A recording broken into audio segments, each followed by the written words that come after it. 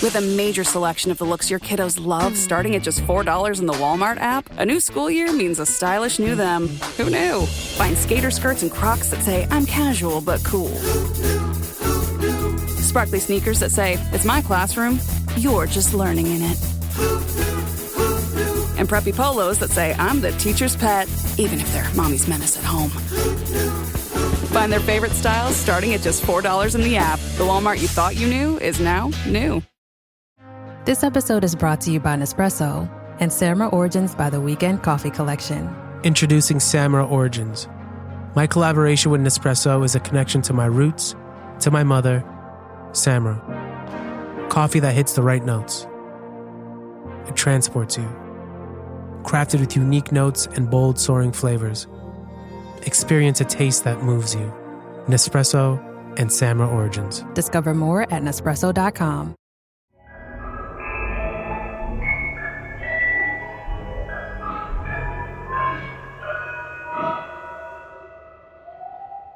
Fala pessoal, aqui quem fala é o Fernando, o apresentador do podcast Receios Obscuros, e esse é o nosso episódio de número 13 do Receios do Além.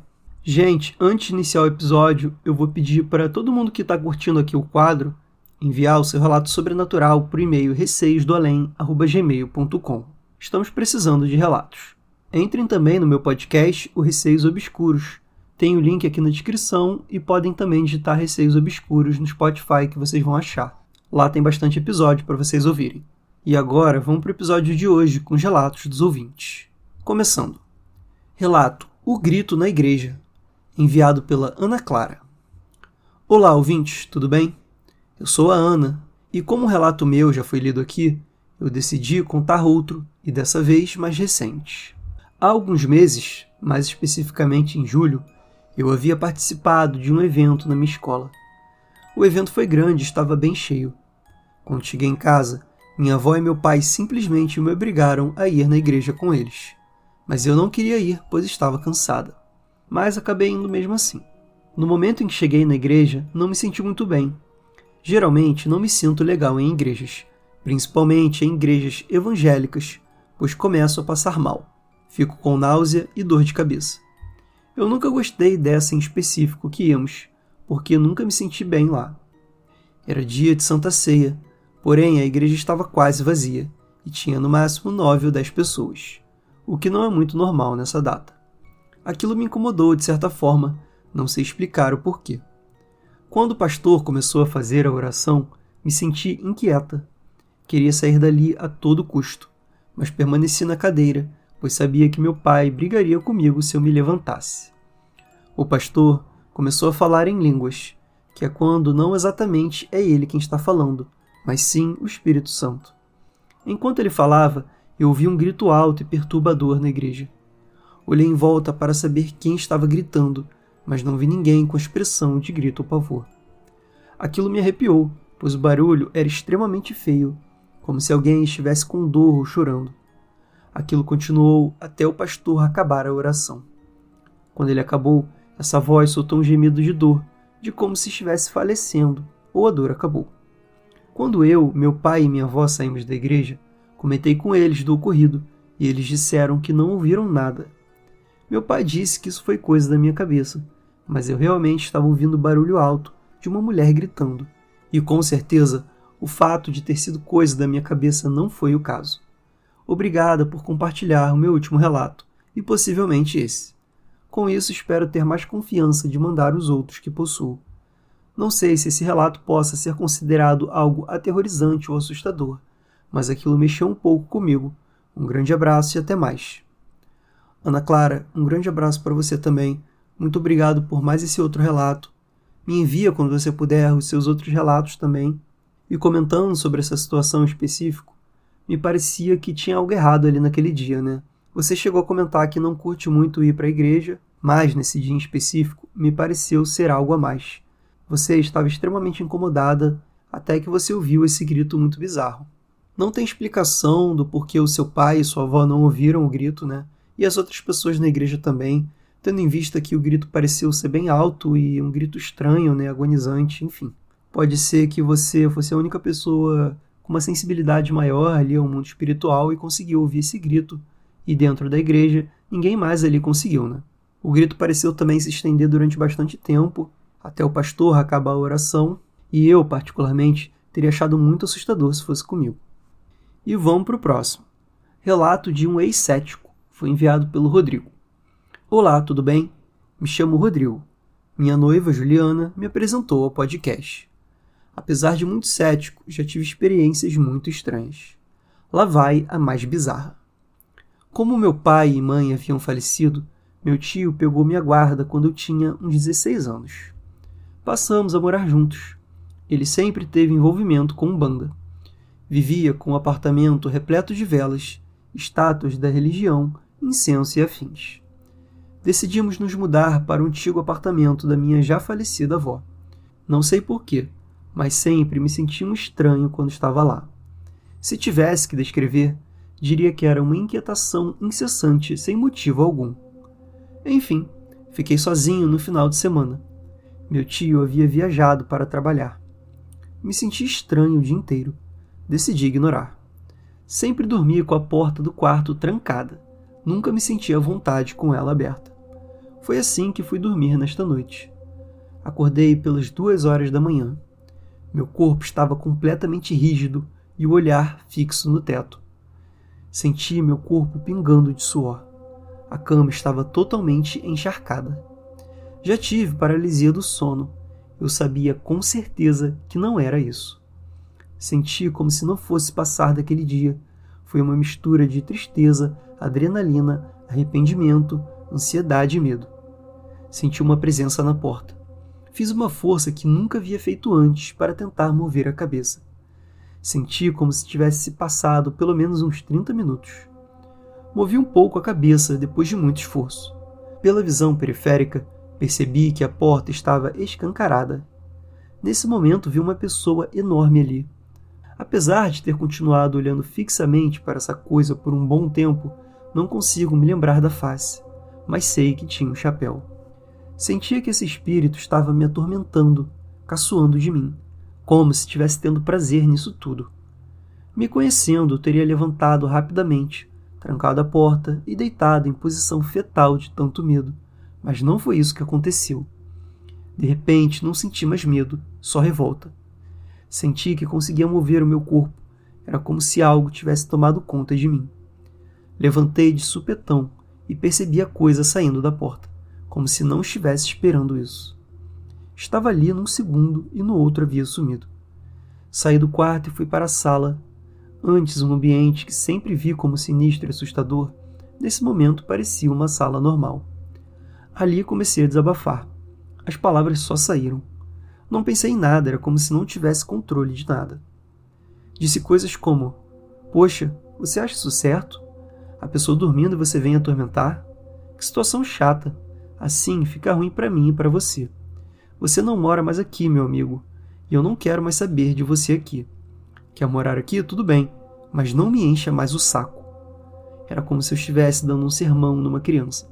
Eu estava ali, mas também não estava. Era como se meu corpo não fosse mais meu por alguns segundos. Depois do sermão, voltei para o quarto puto da vida e revoltado, ainda bufando e reclamando. Deitei e dormi de porta escancarada, algo que eu nunca teria feito na vida. Acordei no dia seguinte super tranquilo. Foi então que percebi a chave no chão, quase do lado da janela, como se tivesse sido jogada. Depois até conversei com meu tio sobre isso. Ele tratou como se fosse algo normal. Disse que foi bom eu ter conversado com o espírito. Mês passado fui no centro espírita. Lá me disseram que tem algo poderoso me protegendo. Senti que alguma peça finalmente havia se encaixado, como se esse algo tivesse me protegido naquele dia. Fim do relato. Continuo sendo cético, mas sei que vivi algo muito estranho nesse dia. Se decidir que é uma história bacana, me dá um toque. Quero que minha noiva escute no podcast. Rodrigo, muito obrigado pelo seu relato. Que situação sinistra, né, que aconteceu com você. Apesar dessa situação me lembrar muito paralisia do sono, porque você teve dificuldade de se mover naquela hora que você estava sentindo medo, você garantiu com toda certeza que não era, porque você já teve paralisia, você sabia como era. Dessa vez foi diferente, você estava ali acordado. O sentimento que você teve Depois, quando, abre aspas, não era mais você, realmente não condizem com o seu comportamento antes. Você estava morrendo de medo. Se você pudesse ter controle do seu corpo, você mesmo disse que teria fechado a porta e ficado quieto ali, esperando passar o medo. Então, realmente parece que algo tomou seu corpo ali naquele momento. Algo que te protegia, né? Porque conseguiu ali espantar aquilo, teve coragem de ir lá na sala e falar tudo aquilo, depois voltar e dormir com a porta aberta, coisa que você não faria. Eu te entendo porque eu também durmo de porta fechada e para mim dormir de porta aberta me dá uma sensação de falta de proteção, não sei explicar. Então, quando o quarto está fechado, me sinto mais seguro. Acredito que você também tem um pouco desse sentimento e eu não me vejo dormindo de porta aberta em hipótese alguma. Achei legal a parte que você foi no centro espírita e descobriu que tinha algo poderoso te protegendo. É bom saber que, independente da situação que aconteça, vai ter algo ali do seu lado para te ajudar. E agora, são 2 relatos. Foram enviados pelo Rodrigo. E esse é outro Rodrigo, tá, gente? Boa tarde, tudo bem? Sou o Rodrigo, tenho 49 anos e moro em Ribeirão Preto, São Paulo. Trago 2 relatos de infância. Ambos ocorreram em um período muito próximo. Eu acredito que devia ter entre 5 e 7 anos aproximadamente. Vou começar pelo que aconteceu primeiro. Relato A Mão na Cama. Nessa época, eu tinha um quarto junto ao meu irmão mais velho. Recordo que certa noite, pouco após adormecer, acordei subitamente e olhei para o lado esquerdo da cama, quando avistei uma mão muito branca. E não sei se porque eu era muito pequeno, mas a impressão que eu tinha é que era uma mão enorme. E era apenas a mão, até a altura do punho. O susto foi enorme, e ao tentar me mexer, instantaneamente a mão se mexia na minha direção. Comecei a gritar, e logo meu irmão acordou, e em seguida meus pais já estavam no meu quarto. Eu apontava e gritava para todos que tinha uma mão na minha cama, mas apenas eu a via. O medo era paralisante, só conseguia apontar e gritar. Depois de algum tempo em que meus pais diziam que não havia nada e que eu devia ter tido um pesadelo, explicação mais comum que essa não existe, né? Meus pais conseguiram me acalmar um pouco, e eu não tenho mais muitas lembranças, mas provavelmente devo ter ido dormir no quarto deles nessa noite. O segundo relato foi mais ou menos na mesma época, pouco tempo depois. Relatos sonhos repetidos. This episode is brought to you by Indeed. When your computer breaks, you don't wait for it to magically start working again. You fix the problem. So why wait to hire the people your company desperately needs? Use Indeed's sponsored jobs to hire top talent fast. And even better, you only pay for results. There's no need to wait. Speed up your hiring with a $75 sponsored job credit at Indeed.com/podcast. Terms and conditions apply. Hey, it's Ryan Reynolds here from Mint Mobile. Now, I was looking for fun ways to tell you that Mint's offer of unlimited premium wireless for $15 a month is back. So I thought it would be fun if we made $15 bills. But it turns out that's very illegal. So there goes my big idea for the commercial. Give it a try at mintmobile.com/switch. Upfront payment of $45 for 3-month plan, equivalent to $15 per month required. New customer offer for first 3 months only. Speed slow after 35 gigabytes if network's busy. Taxes and fees extra. See mintmobile.com. Por algumas noites seguidas, acredito que 4 ou 5 noites no máximo, eu tive um sonho repetido. Não sei relacionar esse sonho a nenhum momento específico da minha infância, mas já foi motivo de conversas em sessões de psicoterapia. O sonho era curto, mas muito vívido e intenso. Eu me via em um local aberto, um gramado. Tinha a mesma idade da vida real, ou seja, era uma criança de seus 5 ou 6 anos de idade. O sonho iniciava com uma sensação de medo e necessidade imensa de fugir de algo ou alguém. Eu me pegava correndo muito, fugindo de algo sem ao menos conseguir olhar para trás, mas completamente apavorado. Via, a uma certa distância de onde estava, uma pequena casinha, daquelas bem simples de zona rural de madeira. A minha única preocupação era chegar na casa antes de ser pego pelo que quer que fosse que me perseguia. A poucos segundos de chegar à porta dessa casa, eu consegui olhar para trás e ver o que era que me perseguia e a que distância estava de mim. Por um relance de segundos, conseguia ver que era uma espécie de cachorro muito escuro, mas que já estava quase me alcançando. Alcancei a porta da casa, que por milagre estava destrancada. Abri e entrei imediatamente. Foi o tempo de bater a porta atrás de mim, e ouvir uma batida muito forte dessa espécie de cachorro na porta recém-fechada. É a última lembrança do sonho, pois ele sempre terminava com esse barulho. E eu acordava imediatamente, extremamente assustado e com a sensação física de ter corrido muito. Isso se repetiu por umas 4 ou 5 noites, e era sempre idêntico o sonho. Felizmente, nunca mais se repetiu. Obrigado pelo espaço para relatar esses 2 episódios que aconteceram comigo há mais de 40 anos. Rodrigo, obrigado você por enviar esses 2 relatos. No primeiro relato da mão na cama, a parte mais bizarra para mim é que você acordou ali, né? Viu aquela mão que, na minha visão, assim, o que eu imaginei seria mais ou menos aquela mãozinha da família Addams, né? Porque ela é exatamente ali até o punho. A grande questão é que depois que você viu isso, você ficou muito assustado, gritou, o seu irmão acordou e não viu nada, seus pais chegaram e também não viram, mas você continuou vendo aquela mão. Normalmente, na maioria das situações, o que quer que a gente veja costuma desaparecer rápido, né? Ainda mais com mais pessoas no recinto, você olha ali e não tem mais nada. Mas não, você continua vendo aquilo. Se por si só uma mão solta já era aterrorizante, imagina seus pais ali do lado e você ainda continuando vendo aquela mão ali branca, né? Além do fato dela se mexer e tentar ir na sua direção. A minha pergunta pode ser meio boba, mas eu fiquei curioso. Como ela ia na sua direção? Ela andava tipo a mãozinha lá da família Addams, como se fosse os dedos assim andando, ou ela flutuava? Sobre o segundo relato dos sonhos repetidos, a princípio, você teve aí sonhos que te deixaram com muito medo. Eram sonhos repetidos, né, por 4 ou 5 noites seguidas. Mas eu, particularmente, achei o sonho muito bizarro. É claro que a gente acaba sonhando coisas doidas, mas isso me pareceu talvez algo a mais mesmo. Talvez alguma coisa estivesse ali, próxima a você naquele momento, e aí você acabou tendo esses sonhos ruins, né? Você disse que ficou bem apavorado em todas as situações que você teve esse sonho. E depois que passaram essas noites, isso nunca mais se repetiu. Essas 2 lembranças que você teve aí, dos seus 4 ou 5 anos, nos 2 relatos, devem ser muito vívidas e muito fortes, porque a gente costuma ter poucas lembranças, né, dessa idade, de 4 a 5 anos. Eu, particularmente, consigo lembrar de pouquíssimas. Então, foram 2 situações que te marcaram muito e te deixaram muito assustado na hora. E vamos para o próximo relato. Pequena Floresta, enviado pela Maiara. Oi, Fernando, Zoucas e ouvintes, tudo bem? Me chamo Maiara e quero começar dizendo que adoro os podcasts e que admiro muito o esforço de vocês. Estou amando essa collab.